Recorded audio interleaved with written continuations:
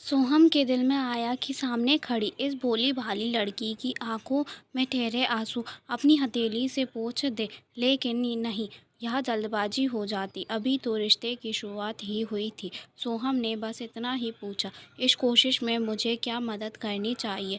अब आज दूसरी बार वही हुआ। लिफ्ट का दरवाज़ा बंद होने को था कि सामने से भागती हुई आती लड़की का दिखना और लिफ्ट खुली होने के लिए दूर से ही प्लीज़ प्लीज़ कहना। सोहम ने आज फिर लिफ्ट के दरवाजे पर हाथ लगाकर रोक दिया। थैंक्स। हाथों में दो झोले थामे वो मुस्कुराई। सोहम जानता था लड़की का फ्लोर कौन सा है। बटन दबाते ही एक दूसरा थैंक्स आया, कुछ और शब्दों के साथ।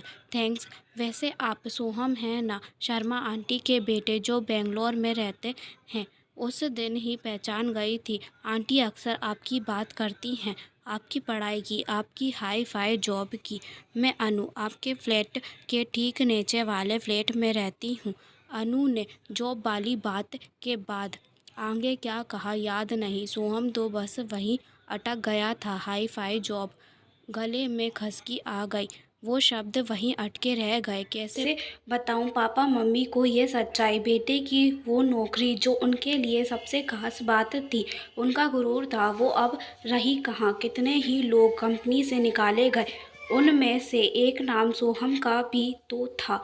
ये एक ऐसा जहर का घूंट था जो सोहम ने अकेले पिया था। कुछ दिन कमरे में अपने को कैद करके काटे, फिर वर्क फ्रॉम होम का बहाना बनाकर घर आ गया। यहाँ भी चैन कहाँ था। माँ परेशान थी रिश्तों की बात करने में, सपने देखने में। देखो ये फ़ोटो, कितनी सुंदर लड़की है, खूब अच्छा पैकेज भी है। माँ ने फ़ोटो सोहम की ओर बढ़ा दी। वो खिंच गया था। लुक्स, सैलरी, बिना इन सब के इंसान बेकार है एकदम। बस यही सब मायने रखता है ना। जवाब पापा ने दिया था। मायने तो रखता है, बिल्कुल रखता है। तुम खिसियों क्यों जाते हो हर बात पर। सोहम बिना जवाब दिए अपने कमरे में जाकर बैठ गया था।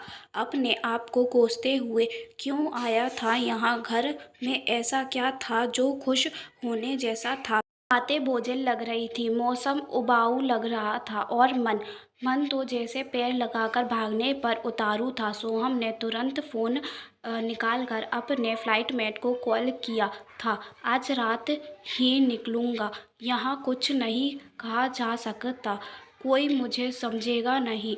दम घुट रहा है। पहले सोचा था होली मनाकर आऊँगा, पर अब लग रहा है त्योहार जैसा कुछ नहीं होता। फ़ोन को बिस्तर पर फेंक कर सोहम खिड़की पर आ खड़ा हुआ। होली आने में करीब 10 दिन बाकी थे, लेकिन सड़क पर अबीर गुलाल के ढेर से लदे ठेके, दुकानों पर पिचकारियों के जमावड़े लग चुके थे। लड़ते झगड़ते बच्चे और उनको दुलार कर शांत कराती हुई उनकी माँ। सोहम ने आंखों के कोने छुए, वहाँ नमी थी। कहाँ गया वो बचपन, वो जिद। क्यों नहीं जाकर लेट सकता माँ की गोदी में। क्यों नहीं कह सकता कि जॉब नहीं रही, कुछ हसरतें पूरी नहीं होती, सिर्फ बेचैनी बढ़ती है। सोहम ने अपने सूटकेस में सामान लगाना शुरू किया ही था कि नीचे वाली बालकनी से कुछ आवाज़ आई, ऐसे जैसे कि कोई सुबक रहा हो। नीचे वाले फ्लैट में जो लोग रहते हैं उनको वहाँ जानता था। सोहम ने झाँक कर देखा, अरे ये तो वही लड़की, लिफ्ट वाली। क्या नाम बताया था। हाँ अनु। खुद को रोकते हुए भी सोहम पूछ उठा, हेलो एक्सक्यूज़ मी। अनु की भीगी पलकें ऊपर उठी। सोहम को खिड़की पर देख हड़बड़ा गई। आप ठीक हैं, कोई हेल्प ना। मैं गर्दन हिलाते हुए, आंसू पोंछते हुए अनु अंदर भाग गई। उसके बाद सोहम से कुछ भी पैक करते ना बना। कभी उस लड़की के दुख का कारण सोचता, कभी अपना दुख एक बार फिर हावी हो जाता। कुछ ना सूझा तो थोड़ी देर लेटा रहा, फिर सोसाइटी के गार्डन में आ गया। ग्राउंड फ्लोर पर पहुंचकर सोहम लिफ्ट के पास थोड़ी देर खड़ा रहा। जो घटना 2 बार हुई, आज वो तीसरी बार हो जाए तो। सोहम ने आसपास देखा, कोई भी लड़की नहीं थी जो भागकर इस ओर आ रही हो। लेकिन वो कौन थी जो पीछे बने मंदिर के पास वाली बेंच पर बैठी थी। कोई तो वजह थी जो सोहम को उस उस ओर खींच ले गई। हाय, क्या मैं यहाँ बैठ सकता हूँ? अनु ने तुरंत खिसक कर जगह बना दी। सोहम सीधा मुद्दे पर आया। पता नहीं मुझे कहना चाहिए या नहीं, लेकिन अकेले रोने से अच्छा है अपने दुख बांट लीजिए किसी से भी। कहने को तो सोहम कह गया, फिर अपनी बचकानी लाइन पर खुद ही झेप गया। समझाना जितना आसान है, अमल करना उतना ही मुश्किल। वो खुद बांट पाया क्या? अनु ने बेंच का रंग कुरचते हुए कहा। दुख बांटा नहीं जाता, स्वीकारा किया जाता है। वो कोशिश कर रही हूँ। सोहम का ईगो हर्ट हुआ था। ऐसा लगा जैसे अनु ने उस पर ही उंगली उठा दी हो। टूटे हुए ईगो की भरपाई करने के लिए सोहम ने थोड़ी और समझदारी दिखाई। हाँ, बांटने से कोई फायदा भी तो नहीं, कोई और समझ भी नहीं पाता है। अनु ने फिर बात काट दी। ऐसा नहीं है, हम अपने दुख को खुद ही एक्सेप्ट नहीं कर पाते हैं, अपने मन में कहीं छुपा कर ढक देते हैं। जो खुद नहीं देखना चाहते वो दूसरे कैसे देख पाएंगे? अनु इतना बोलकर चुप हुई। फिर सोहम की आंखों में देखकर बोली, त्योहार जैसा कुछ तो होता ही है ना? अपने लिए ना सही, अंकल आंटी के लिए गुलाल से दोस्ती कीजिए, कोशिश कीजिए। मैं भी कोशिश ही कर रही हूँ। सोहम को याद आया फ्लाइटमेट से की बातें अनु ने बालकनी पर सुनी होंगी। सोहम बिना कुछ बोले वहाँ से चला आया था। बिना जले दर्द महसूस नहीं होता। खुद तो किसी छोटी सी बात पर बिलख कर रो रही होंगी। मुझे ज्ञान देने में कितने आगे हैं।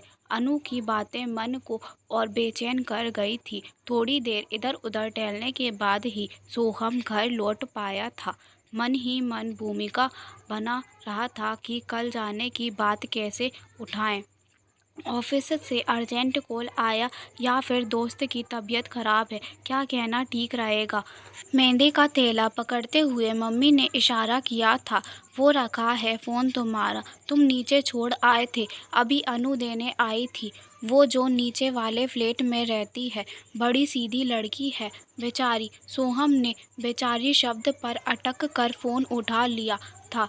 फ़ोन वापस कर गई तो बेचारी हो गई।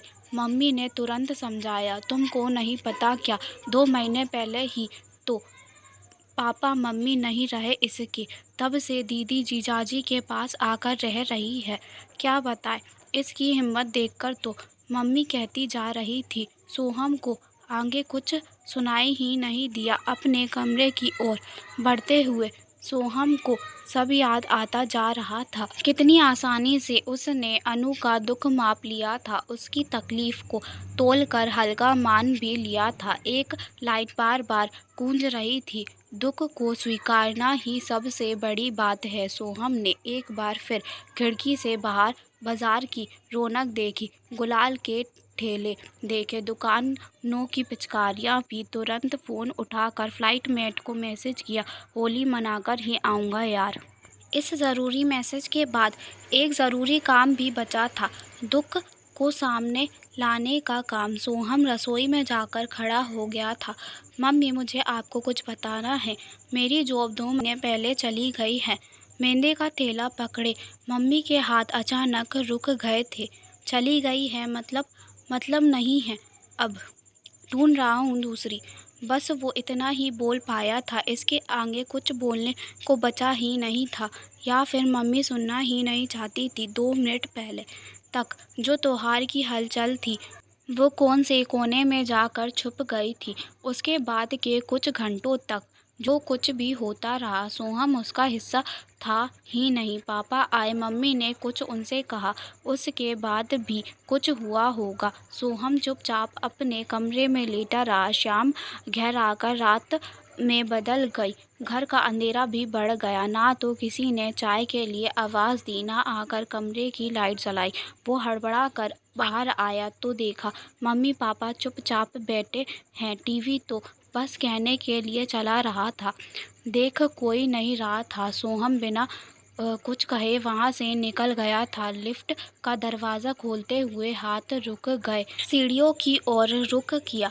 जैसे ही नीचे वाली फ्लोर पर आया, वही हुआ जो वो चाहता था। सामने का दरवाज़ा खुला हुआ था और अनु अपनी दीदी के साथ गमले में शायद पानी दे रही थी। सोहम को देखकर जैसे ही मुस्कुराई, उसने टोक दिया, रात को पानी नहीं देते पौधे में, पानी नहीं दे रही थी। कोई बच्चा इसमें च्युइंग गम खाकर फेंक गया है, वही अलग कर रही थी। सोहम और उसकी दीदी के साथ थोड़ी बहुत बातें हुई, पहले से परिचित थे। सोहम थोड़ी देर और रुकना चाहता था, वह बात करना चाहता था थोड़ी देर और, घर से बाहर रहना चाहता था। घर जाने के नाम से मन के भीतर कुछ धड़क रहा था। काश वो पूरी रात यहीं रुककर इसी तरह बातें कर सकता। अनु से, उसकी दीदी से, अंदर आओ ना, चाय पीते हैं, तुम पहले तो बहुत पीते थे। दीदी की बात सुनकर सोहम ने हाँ कहने में देर नहीं लगाई। चाय पीते पीते पुराने किस्से खुले, बहुत सी बातें हुई। अचानक उसकी दीदी ने पूछ लिया, और बताओ, जॉब के क्या हाल? सब बढ़िया। सोहम ने 1 सेकंड का टाइम लिया, एक नज़र अनु को देखा और लंबी सांस खींच कर बोला, वो वाली तो नहीं रही, अब दूसरी ढूंढ रहा हूँ। दीदी चौंक कर बोली, सीरियसली? चलो कोई बात नहीं, यह अच्छा है कि तुम इस बात से परेशान नहीं हो। सोहम ने खनकियों से अनु की ओर देखते हुए कहा, पहले परेशान था, खुल कर कह भी नहीं पा रहा था। फिर किसी ने समझाया कि दुख जब तक एक्सेप्ट नहीं किया जाता तब तक ज़्यादा परेशान करता है। अनु अचानक सकपका गई थी। दीदी ने भी ये बात नोटिस की थी। सोहम को लगा जैसे वो बहाने से कप अंदर रखने चली गई थी। सोहम ने हिचकिचाते हुए पूछा, अपना phone number, if you don't mind. Anu ने बिना कुछ कहे फ़ोन नंबर बता दिया था, लेकिन बस 10 डिजिट बताकर वो फिर चुप हो गई थी। वैसे भी इतनी देर से उन तीनों की बातों में अनु की भूमिका स्रोतों की ही थी। वो घर वापस जाने के लिए उठा तो दरवाज़ा तक दीदी ही आई। सोहम, 1 मिनट रुको। उन्होंने अंदर जाकर देखा, अनु नहीं थी। थोड़ा रुक कर बोली, पापा मम्मी के जाने का सदमा हम सबको लगा, लेकिन धीरे धीरे हमने इस दुख के साथ रहने की आदत बना ली है। काम काज, गृहस्थी, इन सब में भी उलझे हुए हैं, लेकिन अनु, उसके लिए वक्त ठीक उसी पल ठहर गया है जब वो हादसा हुआ था। सोहम ध्यान से पूरी बात सुन रहा था। दीदी ने आगे कहा, तुम अभी जो बात कर रहे थे वही उसको समझाओ ना, दुख से जितना भागेगी उतना ही। इतना कहते हुए उनकी भी आवाज़ भर गई थी। सोहम चाह कर भी नहीं कह पाया कि ये बात तो खुद अनु ने मुझसे कही थी। उसने बस इतना कहा, हाँ दीदी, मैं बात करूँगा उससे, आप भी अपना ध्यान रखिए। भारी कदमों के साथ सीढ़ी चढ़ते हुए वो घर तक आया था। मन थोड़ा सा खराब हो गया था। इतनी देर से वह घर से बाहर था, लेकिन एक भी फ़ोन नहीं आया था। नौकरी छूटना क्या इतनी बड़ी वजह थी जिसके लिए अपने बच्चे से प्यार होना बंद हो जाए? घर का दरवाज़ा खुला हुआ था। बाहर कमरे में पापा तो नहीं थे, लेकिन मम्मी उसी तरह उदास चेहरे लिए बैठी थी। खाना रखा है तुम्हारा, खा लो, मुझे भूख नहीं है। बस इतना कहकर सोहम अपने कमरे में आकर बैठ गया था। जी मैं तो आ रहा था कि फूट फूट कर रो पड़े और मम्मी से पूछ ले कि हम सबके बीच केवल इस नौकरी का ही रिश्ता था। उस रात भी भूखा सोया, अगली सुबह भी नाश्ता करने से मना कर दिया। दोपहर के खाने के लिए भी मना करते ही मम्मी के भीतर का लावा फूट पड़ा था। किस बात का गुस्सा दिखा रहे हो खाने पर? सोहम ने भी तुरंत पूछ लिया। पहले आप बताइए, आप किस बात से नाराज़ हैं? क्योंकि मेरे पास नौकरी नहीं है, अब मैं किसी काम का नहीं, इसीलिए आप मुझसे बात करना छोड़ देंगे? चला जाऊं अभी इसी वक्त घर से? बोलते हुए सोहम की आवाज़ भर आई थी। मम्मी ने एक पल के लिए टिक कर उसको देखा, फिर तुरंत आगे बढ़कर गले लगा लिया था। बहुत बड़े हो गए हो क्या, जो इतनी बड़ी बड़ी बातें कर रहे हो? बच्चे कभी भी काम के या बिना काम के होते हैं क्या? शर्म नहीं आई तुमको? यह सब बोलते हुए सोहम चुपचाप बैठा रहा। आँख में आंसू भरे हैं छलकते भी रहे। मम्मी ने ही आगे से कहा, बात नौकरी जाने की नहीं है बेटा। खराब तो हमें यह लगा कि तुमने कितने दिनों तक यह सब छुपाए रखा। अब बताओ कौन किसके लिए अजनबी है। पापा को भी कितना खराब लगा। कल से वो भी भूखे हैं। आंसू इधर भी थे उधर भी।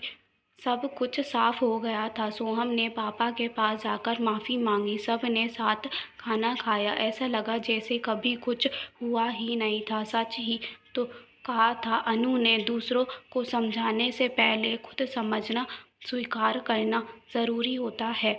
सोहम मन ही मन गुनाह भाग करते हुए एक बात तो तय कर चुका था कि जिसकी वजह से वो इतने बड़े भंवर से निकला है, उसको थैंक्स कहना तो बनता है। और थैंक्स कहने का तरीका क्या होगा, वो सोच चुका था। उसी दिन शाम को सोहम बालकनी से देखता रहा। जैसे ही अनु पार्क जाने के लिए बिल्डिंग से बाहर निकली, सोहम तुरंत घर से निकल गया। अरे तुम भी यहाँ, कहीं मेरा पीछा तो नहीं कर रही हो? सोहम ने हंसते हुए पूछा था। अनु सिर झुकाकर बस नहीं बोल पाई। सोहम ने एक कोशिश और की। पता है घर में सब ठीक हो गया। अब मैं इतना हल्का महसूस कर रहा हूँ। उधर फिर वही सन्नाटा था। सोहम ने गौर किया था कि हर समय अनु ऐसे नहीं रहती थी। कभी समाज से हंसती बोलती बात करती थी और कभी ऐसी चुप की शब्द हो ही ना उसके पास। शायद अकेले यहाँ बैठकर उसकी ये तकलीफ और बढ़ जाती होगी, या फिर वो जानबूझकर यहाँ अकेले बैठती है अपनी तकलीफ के साथ वक्त बिताने के लिए। वैसे अनु आगे क्या सोचा है, और पढ़ाई या जॉब, अपना सोचा हुआ कुछ होता है क्या? अनु का सवाल भीतर तक छलनी कर गया था। पता नहीं उसको ठीक करने के लिए या फिर अपनी बात रखने के लिए सोहम कुछ ऐसा बोल गया जो उस वक्त बिल्कुल नहीं कहना चाहिए था। एक बात कहूँ अनु, दुख सबके पास होता है, लेकिन अगर उसको पकड़ कर बैठ जाए तो वह धीरे धीरे पत्थर में बदलने लगता है। इतना भारी पत्थर कि जिसको उठाकर 2 कदम भी चल नहीं जा सकता।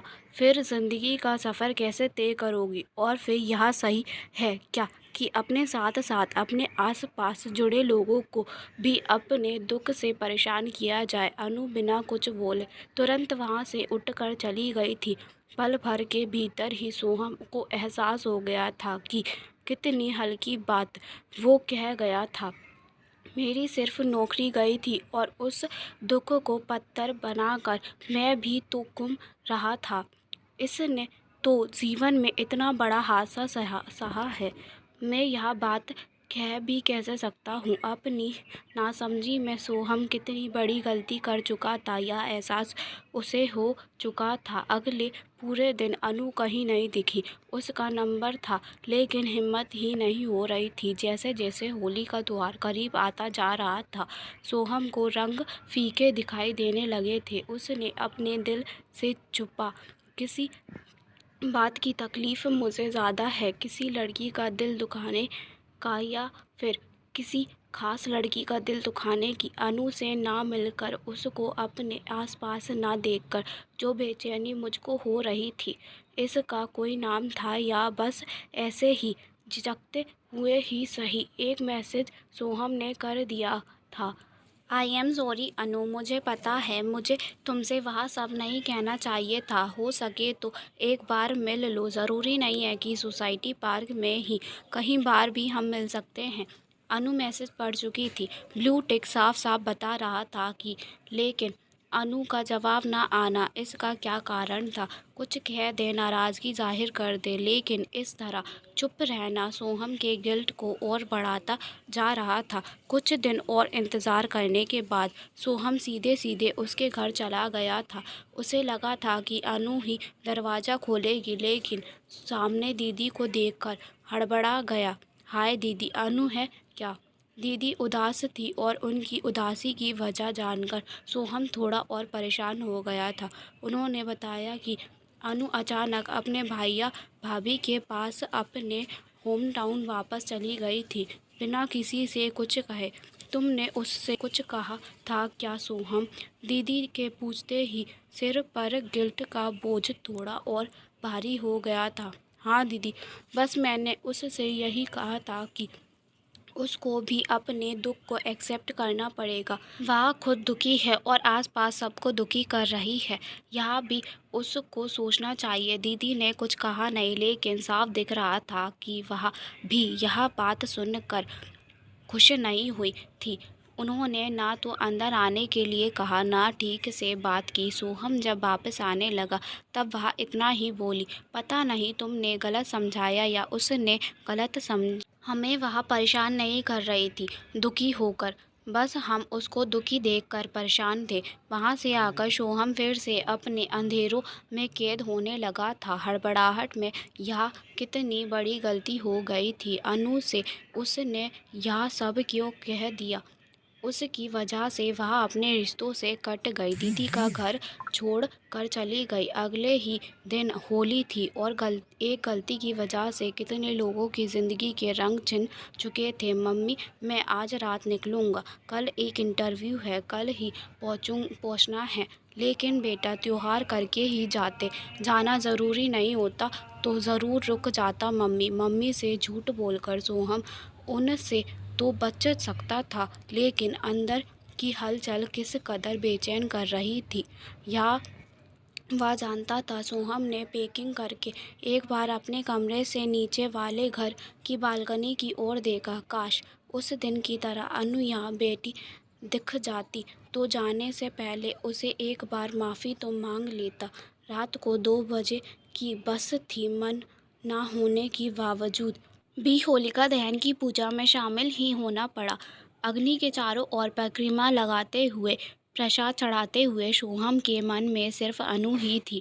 बार बार यही इच्छा मन में उठ रही थी कि बस एक बार उससे मिल लेता, उससे माफ़ी मांग लेता और शायद वह सब कह सकता जो उसके लिए महसूस कर रहा था। पूजा करके सोहम लिफ्ट की ओर आ ही रहा था कि तभी मम्मी को साथ ना पाकर पीछे मुड़कर देखा। एक बार तो उसे अपनी आंखों पर विश्वास ही नहीं हुआ। क्या यह सच था जो वो देख रहा था, या फिर सपने मूर्त रूप लेकर यहाँ सामने आकर खड़े हो गए थे? क्या यह सचमुच अनु थी जो मम्मी से हंस हंस कर बातें कर रही थी? सोहम तेजी से उसकी ओर बढ़ा। उसकी आंखें कितनी बदली हुई लग रही थी। कहाँ गई वह उदासी जो उसकी आंखों का स्थायी भाव बनकर रह गई थी? यह उसको क्या था? अचानक मम्मी ने प्यार से अनु का कंधा थपथपा कर कहा, अब आ गई हो तो जाओ होलिका माता के दर्शन कर लो। सोहम भी पूजा की थाली लिए उसके साथ साथ फिर से उस पवित्र अग्नि के पास बढ़ गया। अनु, 1 मिनट रुको, मुझे तुमसे बात करनी है।